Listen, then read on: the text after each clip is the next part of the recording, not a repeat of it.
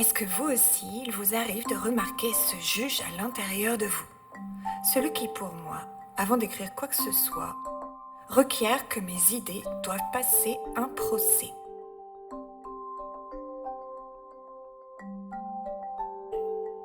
Quand j'écris, ou plutôt quand j'essaie d'écrire, je commence pas par une phrase, je commence par un passage obligatoire, le tribunal. L'élan est là, physiquement mes doigts bougent, mon corps sait, il veut que quelque chose sorte.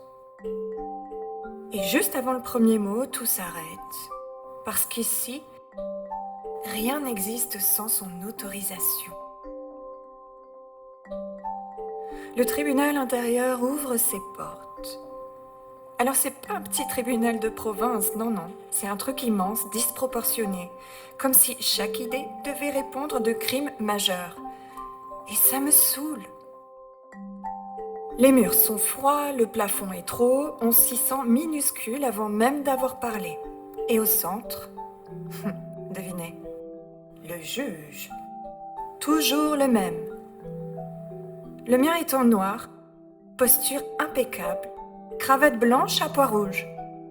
Les pois rouges, c'est important. C'est le détail qui trahit tout. Un juge vraiment juste n'a pas besoin de pois rouges. Il ne crie pas, il ne s'énerve pas, il fait pire. Il soupire. Oh, il m'irrite. Les idées arrivent et elles sont nombreuses, elles se bousculent.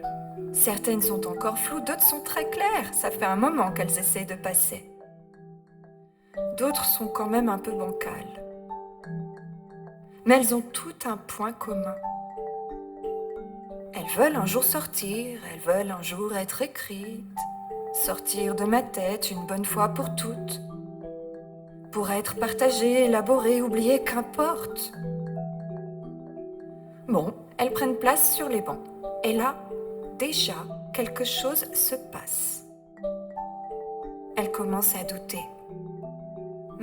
C'est pas très agréable le doute, hein?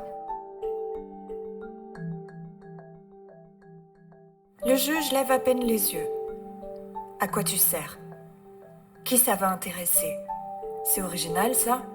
Tu crois vraiment que c'est le moment? Mais pour qui tu te prends? Bon. Pas besoin de répondre longtemps, souvent il coupe avant la fin.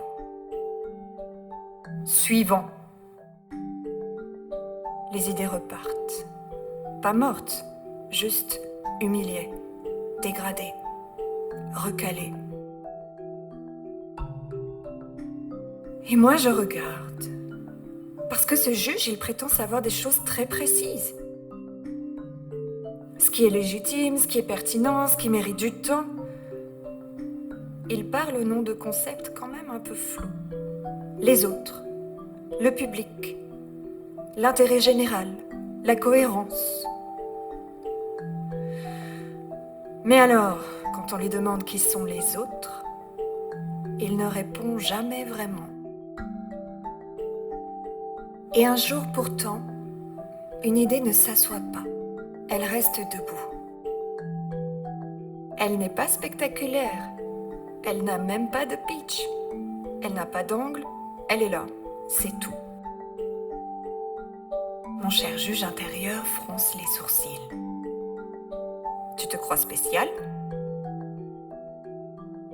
Bon, l'idée, elle hésite, elle tremble même un peu.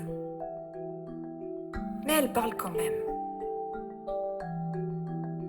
Eh bien, je sais pas si je suis utile, je sais même pas si je suis brillante, je sais même pas si je vais tenir jusqu'au bout. Mais quand même, je crois que j'aimerais exister. Il y a un vrai silence intérieur. Le genre de silence qui n'était pas prévu. Un décalage. Le juge regarde ses dossiers, il cherche des règles, des critères, des articles qui diraient quoi faire d'une idée vivante. Parce que bon, c'est bien la première fois qu'il se retrouve devant ce type d'idée. Et là, la machine se grippe. Les feuilles tombent, des centaines, des milliers. Imaginez, ça vole de partout. Tout ce qui faisait sérieux devient comme du papier froissé. Alors, il essaye de garder son sérieux, sa fonction. Et donc il va lire au hasard, article 4. Une idée doit prouver sa valeur avant d'exister. Il blêmit, il tourne une page. Article 11, le brillant est souvent confondu avec la peur d'ennuyer. Encore une page, article 27. L'utile est une construction tardive, peut-être pas si utile que ça. Le juge comprend. Il n'a jamais jugé au nom d'une loi. Il a jugé au nom de la peur.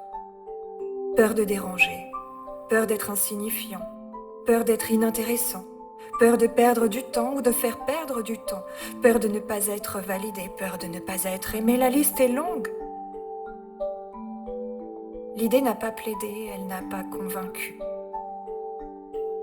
Elle a juste tenu. Ce tribunal ne disparaîtra jamais vraiment. Mais je peux écrire avant le verdict. Je peux écrire sans attendre l'acquittement. Parce que certaines idées, à un moment, ne demandent plus la permission pour exister. Elles demandent juste une présence et d'entendre autrement ce que nos oreilles écoutent.